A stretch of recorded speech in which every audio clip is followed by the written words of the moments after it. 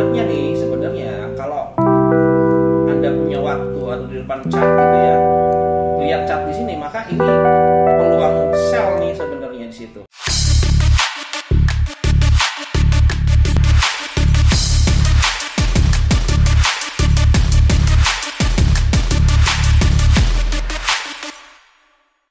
Oke, ini ada setup yang lumayan bagus menurut saya ya.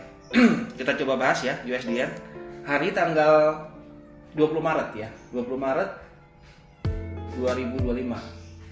Oke, kalau kita lihat pergerakan harga ya dari USDN saat ini masih dalam keadaan bearish ya, masih dalam keadaan bearish market, masih terus membuat lower low, lower high, lower low, dan ini adalah berpotensi akan jadi lower high kembali.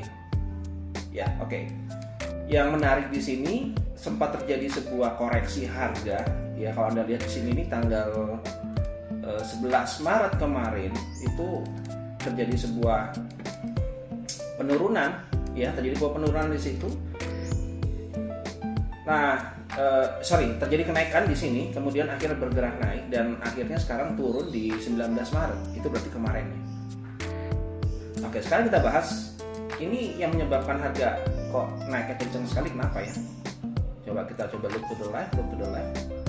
Oke, kalau kita lihat dari sini sebenarnya nih teman-teman, sebenarnya terjadinya rejection ini akibat ya pada sebuah area support ya. Ini kalau Anda menggunakan SLD ya berarti kira-kira kena di left shoulder lah di situ ya. Oke, tetapi yang menarik kalau kita gunakan di acuan time frame yang terjadi di weekly ya kan, maka ini ada zona ya. Kalau kita gunakan di sini ini ada zona supply gitu, ada drop base drop yang menjadi range harganya nih. Jadi kalau misalkan Anda lihat ini terjadi sebuah pantulan, maka kira-kira inilah yang akan jadi target terdekat gitulah kira-kira. Itu yang akhirnya menyebabkan terjadinya kenaikan gitu kan. Oke, sekarang dari informasi di sini kita dapat ide bahwa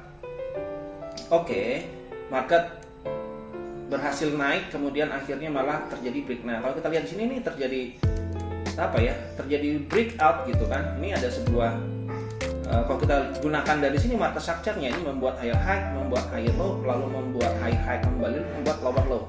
Nah, di sini sebenarnya nih market terjadi false break. Kalau yang orang SMC bilang ya bisa disebut sebagai false breakout gitu kan. Terjadi false breakout.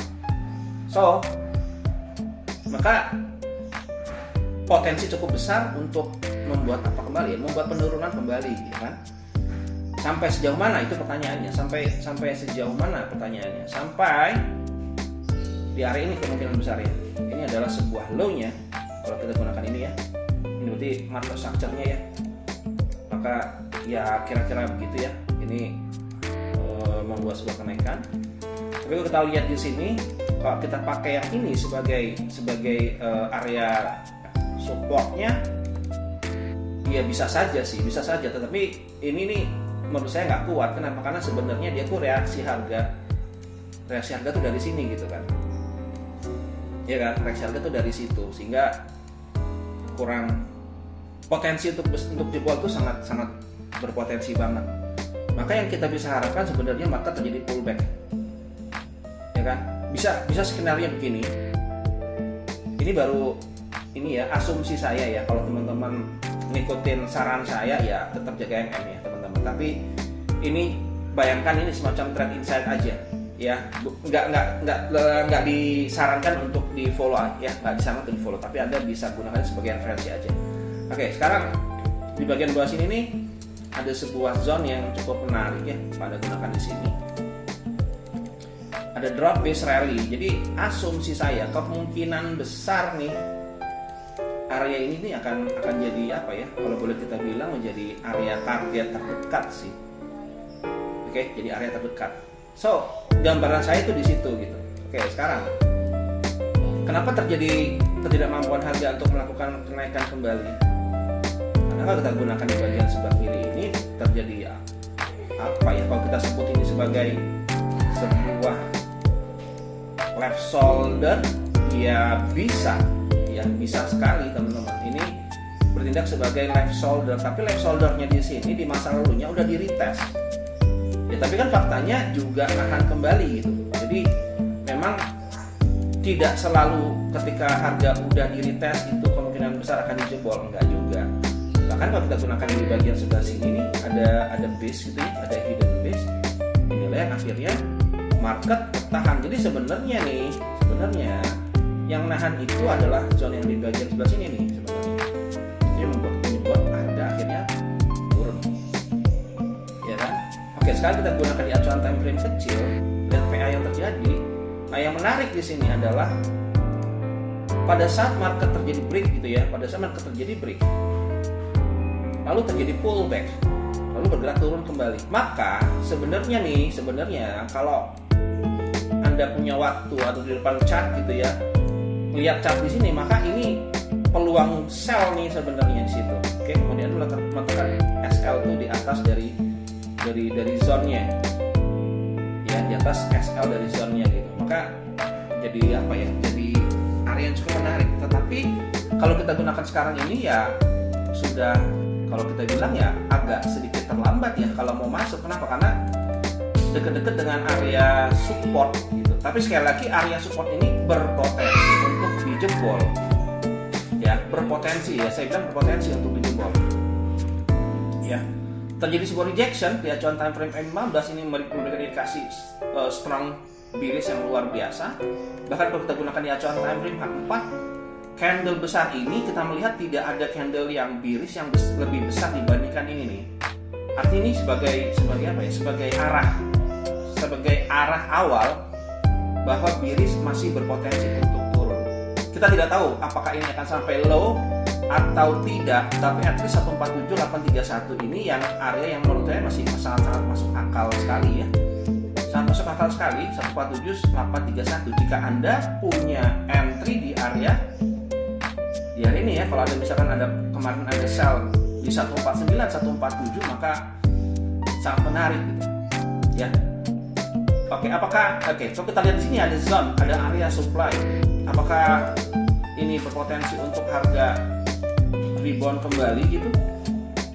Kalau lihat dari yang perjalanan sekarang, menurut hemat saya ini tidak akan pullback di 149.229.